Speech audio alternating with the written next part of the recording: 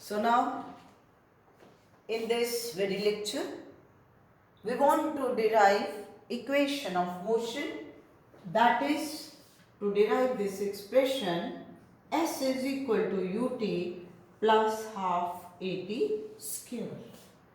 और आपको ये चीज किस तरीके से स्टेटमेंट फॉर्म में आ सकती है कि बॉडी इज पोजेसिंग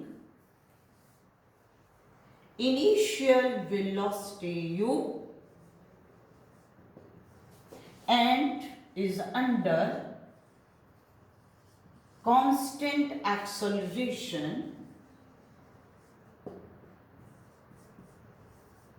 और इसमें वो इस तरीके से भी कह सकता है uniformly accelerated body. So it is under constant acceleration, calculate distance traveled by body during t seconds. How much distance will be traveled by body during t seconds? तो अब हम यहाँ पर किस तरीके से लेंगे? First of all, we will consider one-dimensional motion of body. Body is moving along positive direction of x-axis. Now this is O is the origin. Now at any time t is equal to 0, body is at this very position A. This is the initial position of the body. And now here body possesses velocity, that is u. Mind this thing, याद रखना हमेशा कि velocity at any point is tangent to the path at that very point. तो जब one dimensional motion है, straight line motion है, तो उसमें वेलोसिटी भी जो उसका टेंजेंट बनेगा उसी डायरेक्शन में बनेगा। Now after t seconds body reaches to this position and it acquires the final velocity, that is v। अब नेक्स्ट हम इसमें ये देखते हैं कि what is the position of body at point A। तो naturally it is this x naught, क्योंकि origin से हमने स्टार्ट किया। So now position of body at point B is x. बॉडी चली A से B तक पहुंची है, लेकिन उसकी पोजीशन जो है when we are considering it from the origin, तो at this will be x naught and x.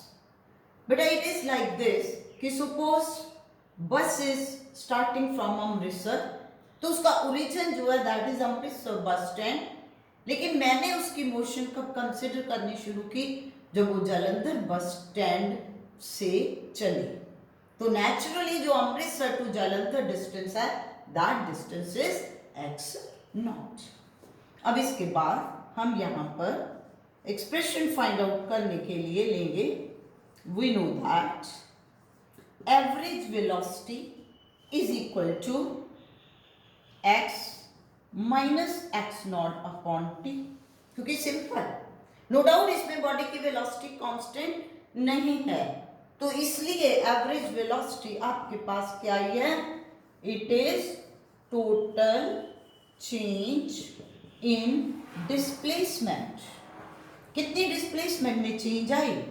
Divided by time taken. तो it is x minus x naught by t। So that means you are writing here it as x minus x naught by t and we are taking it as expression number 1। ठीक हो गया? अब दूसरी side पर आप इसको कैसे ले सकते हो एवरेज वेलोसिटी को कि if u is the initial velocity and v is the final velocity after t second, then average velocity will be mean of the two। तो एवरेज वेलोसिटी क्या है? It is the mean of the two। Mean of the two means initial velocity plus final velocity divided by 2। That means यहाँ से हम average velocity को लिख रहे हैं u plus v by 2। So ये दो expressions आ गए। Now if we compare these two expressions, now compare 1 and 2, तो naturally दोनों के left hand side same and that is the average velocity। So the right hand side must be the same, it means that x minus x naught by t is equal to u plus v by 2 by comparing these two equations. अब इसके बाद हमें क्या करना है? Cross multiply. Now bye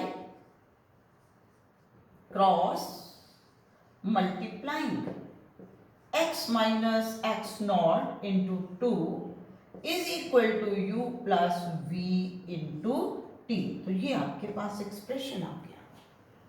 अब आप एक चीज देखिए ध्यान से कि जिस इक्वेशन पे हमने पहुंचना है उसमें v फाइनल वेलोसिटी एक्सप्रेशन में नहीं आ रही. तो that means from this very expression we have to eliminate v. कैसे करेंगे ये देखना है. और दूसरा पॉइंट हम इसमें ये देख रहे हैं कि x पॉइंट पे x is the final position, x not is the initial position. तो बॉडी ने एक्चुअल प्रैक्टिस में जो डिस्टेंस ट्रैवल किया वो तो a से b तक किया. तो अब हम यहां से नेक्स्ट पॉइंट में ये लिखेंगे कि x minus x naught is equal to s, that is distance travelled by body during t seconds. So that means हम x minus x naught की जगह पर अब क्या लिख सकते हैं? s. और नेक्स्ट पॉइंट में we know that अब हमें किसको एलिमिनेट करना है? v को. तो हम इसके लिए कौन सा एक्सप्रेशन लेंगे कि we know that v is equal to u plus at. Now if v is equal to u plus at, so now we put value of x minus x naught and value of v in expression number 3. तो अब हम कहते हैं कि expression 3 can be written as, expression 3 can be written as 2 x minus x naught की जगह पर s आ गया, then u, v is u plus at into t. So that means it is 2ut plus a into t square. U plus u is 2u into t, at into t. So therefore what is s? ut plus half at square. हमने दोनों sides पर 2 से divide कर दिया. So this is the desired equation of motion which you are getting in this case. So you have to take it like this.